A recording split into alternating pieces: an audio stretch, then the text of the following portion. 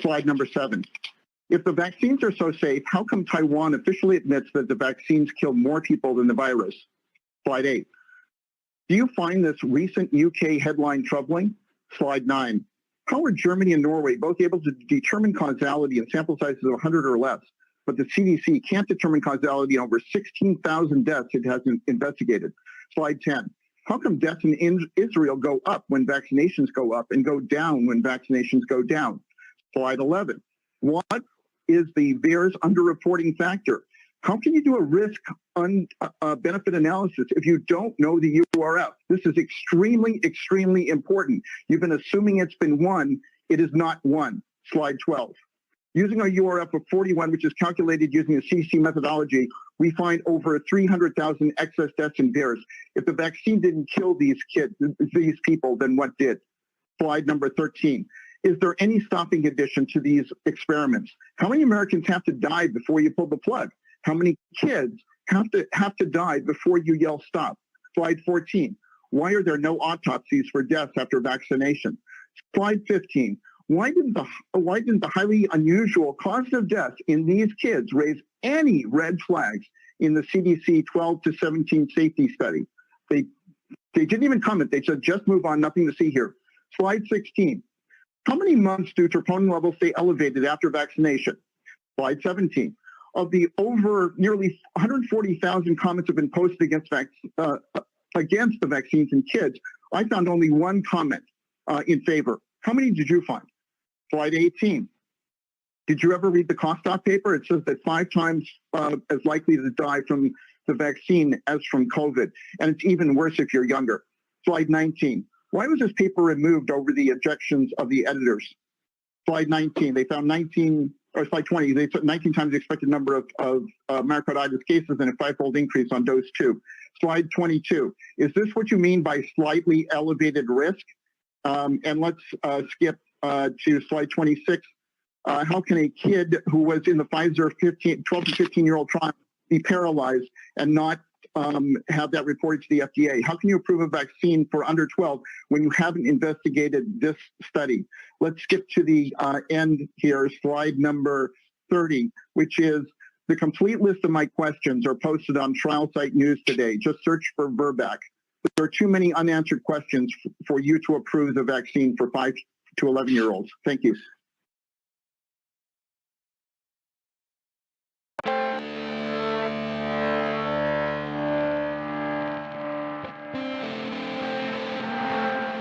Hi, I'm Steve Kirsch. I'm Executive Director of the COVID-19 Early Treatment Fund. I have no conflicts. Advance to slide number 4 with the elephant. I'm going to focus my remarks today on the elephant in the room that nobody likes to talk about, that the vaccines kill more people than they save. Today we focus almost exclusively on COVID death saves and vaccine efficacy because we were led to believe that the vaccines are perfectly safe. But this is simply not true. For example, there were 4 times as many heart attacks in the treatment group in the Pfizer 6-month trial report. That wasn't bad luck. VAERS shows heart attacks happen 71 times more often following these vaccines compared to any other vaccine. In all, 20 people died who got the drug, 14 died who got the placebo. Few people notice that. If the net all-cause mortality from the vaccines is negative, vaccines, boosters, and mandates are all nonsensical. This is the case today. Death rates. Let's slide number 7, advance to the number 7 in the lower part. This shows that the all-cause death light rate in 3 cases. Only the VAERS numbers are statistically significant, but the other numbers are troubling. Even if the vaccines had 100% protection, it still means we kill 2 people to save 1 life. 4 experts did analyses using completely different non-US data sources, and all of them came up with approximately the same number of excess vaccine-related deaths, about 411 deaths per million doses. That translates into 150,000 people have died. Next slide would be slide number 11, the nursing home. Now the real numbers confirm that we kill more than we save. And I would love everyone to look at the Israel Ministry of Health data on the 90-plus-year-olds, where we went from a 94.4% vaccinated group to 82.9% vaccinated in the last 4 months.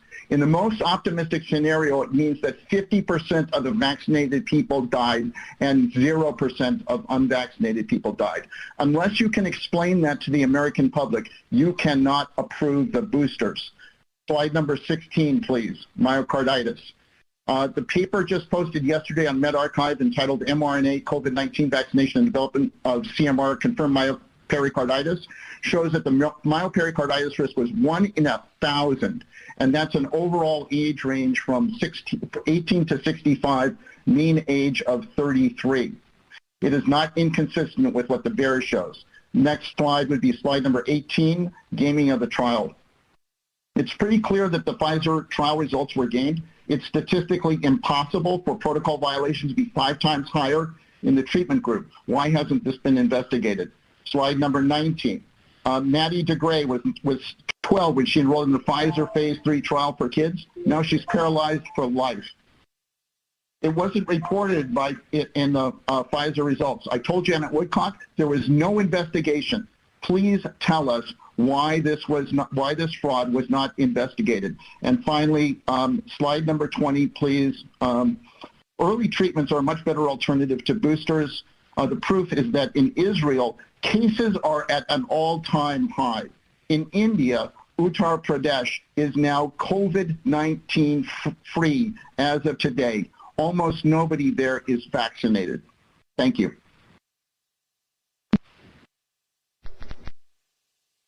Okay, thank you. The next speaker is Mr. David Wiseman. Thank you, Dr. Monto. Please see our written comments. Next slide B for our disclosures, and next slide C. With this Lancet paper by FDA vaccine officials, we find ourselves agreeing with them, but for different reasons.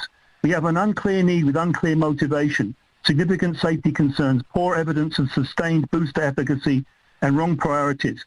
So while FDA and Pfizer can't agree about waning efficacy, let's go to next slide D. We saw recently CDC's apparent withholding of key data from ACIP prior to recommending the Pfizer vaccine, and revealing that the primary driver for approving Comirnaty was to overcome hesitancy through regulatory misdirection. We agree with others that this has become politicized. Next slide E. Pfizer's booster evidence today is weak. They are small studies in mostly younger subjects. They are short-term. There is no randomized control. There are no clinical outcome data, only serology. Inadequate safety given this is a gene therapy product. Where are the data from the 10,000 patient study? Next slide F. If FDA cannot assure us of the safety of 2 doses, how can they assure us of 3? We see strong signals for death, myocardial infarction, and coagulopathy that need transparent investigation. Next slide G. We find 3 potential pools of vaccine-associated deaths. Note the second pool among vaccinees. Next slide H. Daily cases in Israel increase upon booster rollout compared with the same period last year. Please note the correct rollout is July the 1st at the 130 number.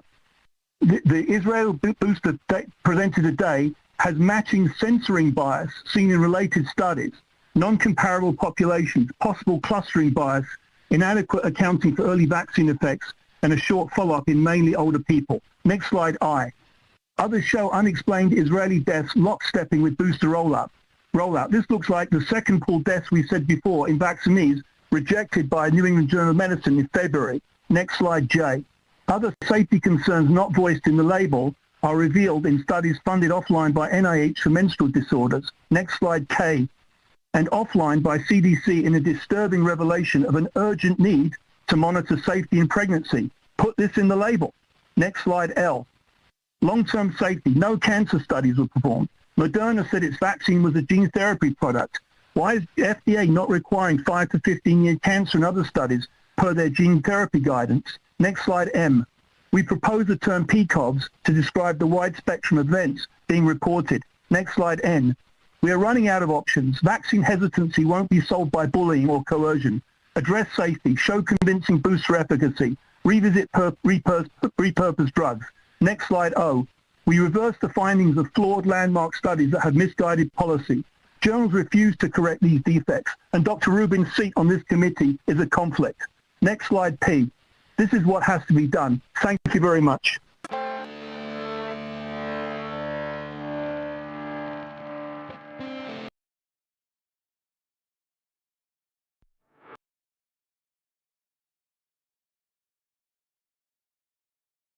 from us, can't you see?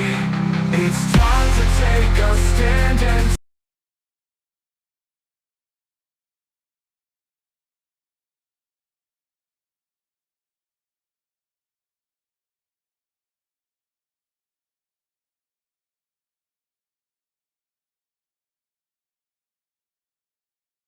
This is slide 17.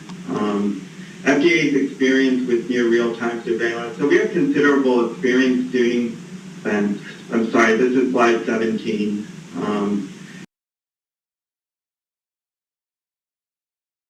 This is slide 17. FDA's experience with near real-time surveillance. So we have considerable experience doing, and I'm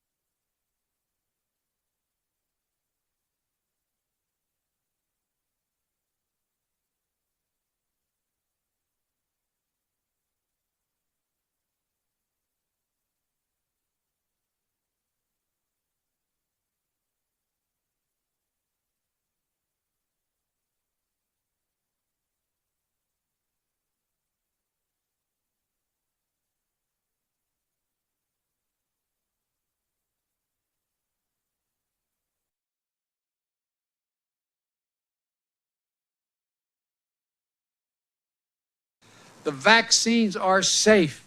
I promise you, they are safe and effective. Listen to Dr. Fauci.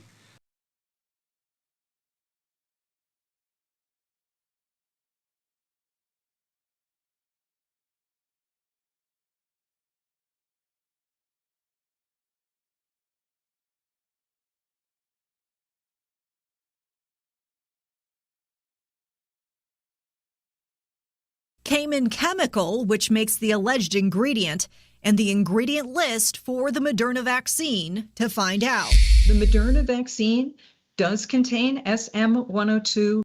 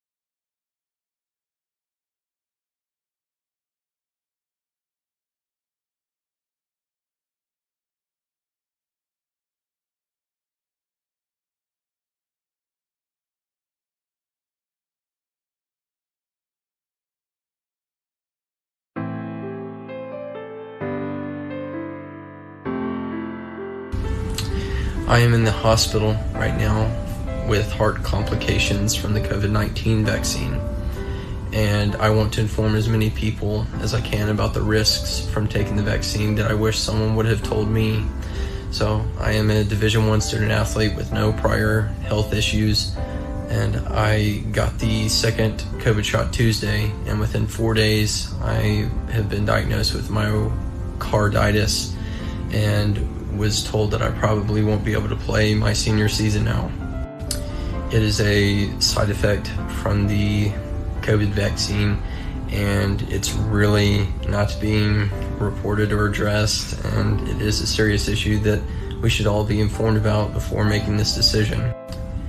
It isn't right for people to be forced to take the vaccine because there are actual side effects like this that could happen to you.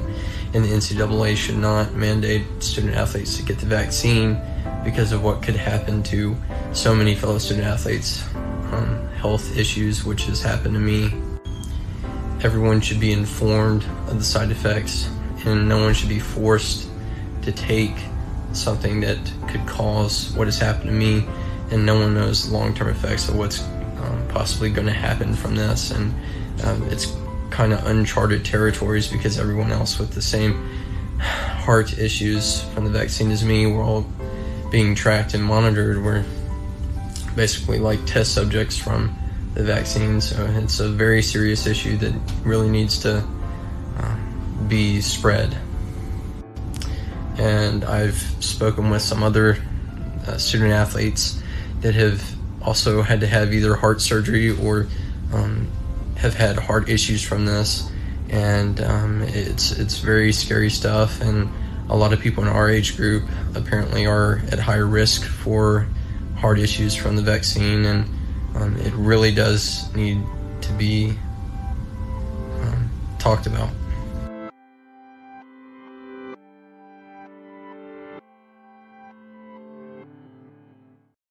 Thank you, Senator Johnson. Good morning. My name is Candace Hayden, and I'm from Michigan. I received the Moderna vaccine on March 2nd and the second dose on March 30th. On April 18th, I had a typical day, swimming, running, and gardening, I was beginning the training for my next triathlon. At 7 p.m., I turned to my left and felt an odd pain under my shoulder blade. I took a step and my right leg buckled slightly, but I didn't think anything of it. I continued with my day. And then around midnight, I went to stand and both my legs buckled. I was suffering from severe paresthesia and was partially paralyzed from my chest down.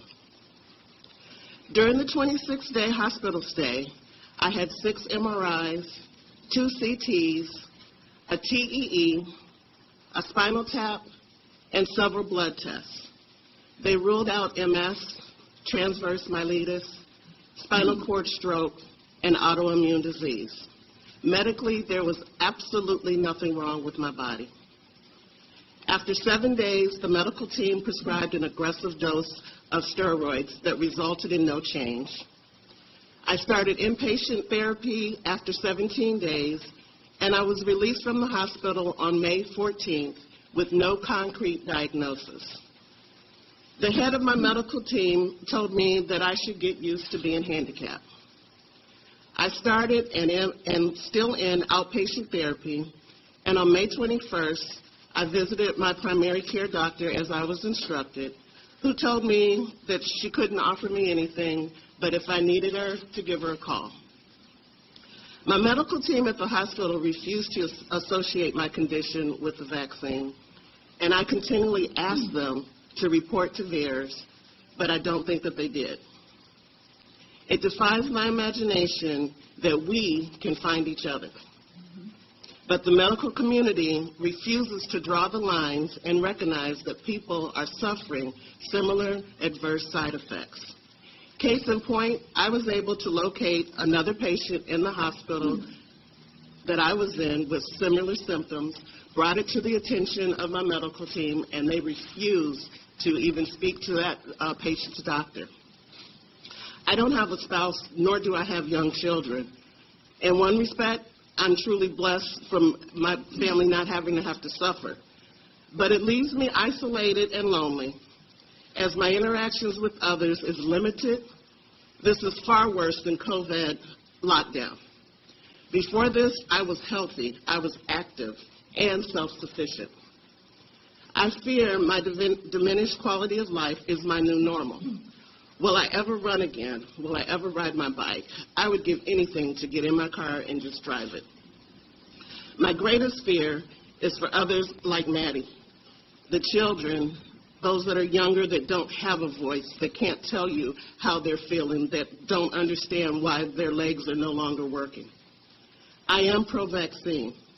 I am pro-science, and I understand the vaccine is for the greater good.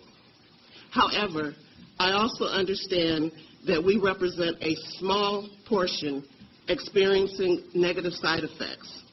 We trusted science, and we did our part. As a result, we are now synonymous to wounded soldiers who should not be left behind.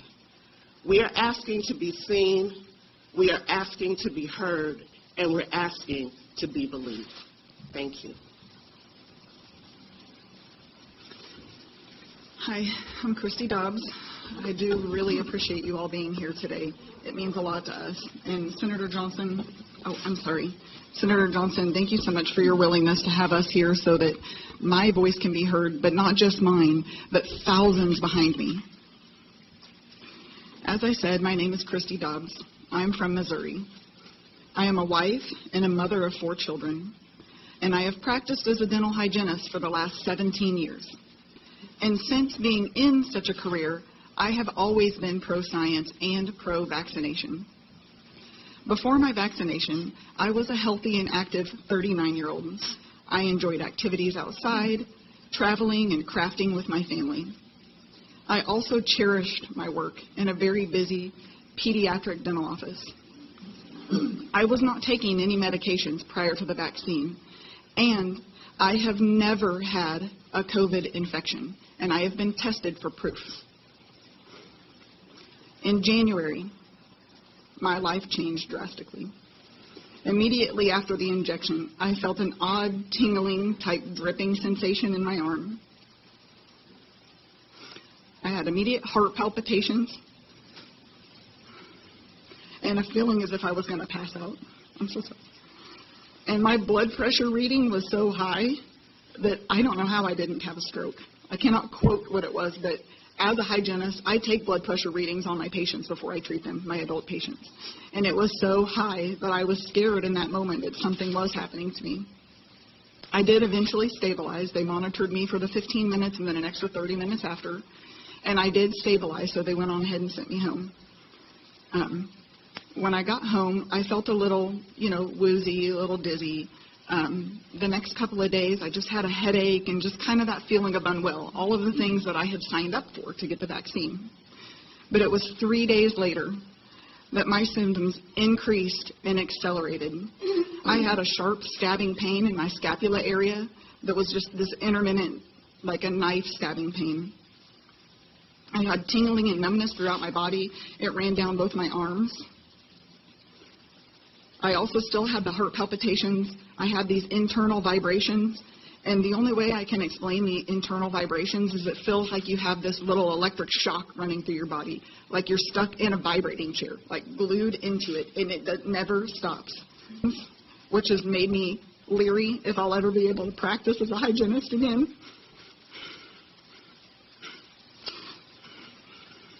And like Cheryl, I am so fearful that I may have some sort of neurological issue after this with Parkinson's.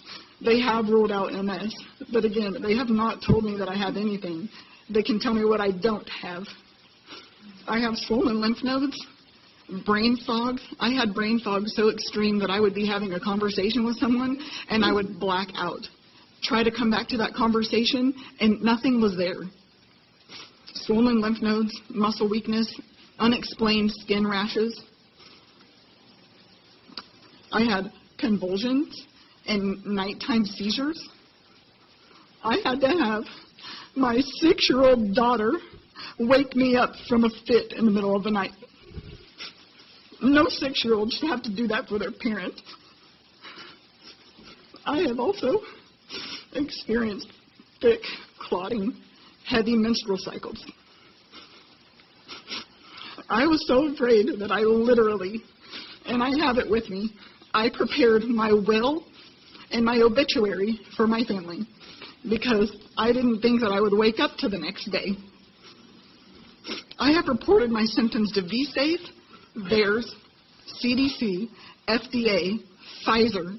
I have also sent information to 2 very well-known research institutes, and I have also reached out to prestigious universities. I've been dealing with this for 5 months. These past 5 months, my severe neurological reactions continue to plague me. Every day feels like I'm trapped in the movie Groundhog Day. I go to sleep praying, thinking I'm going to wake up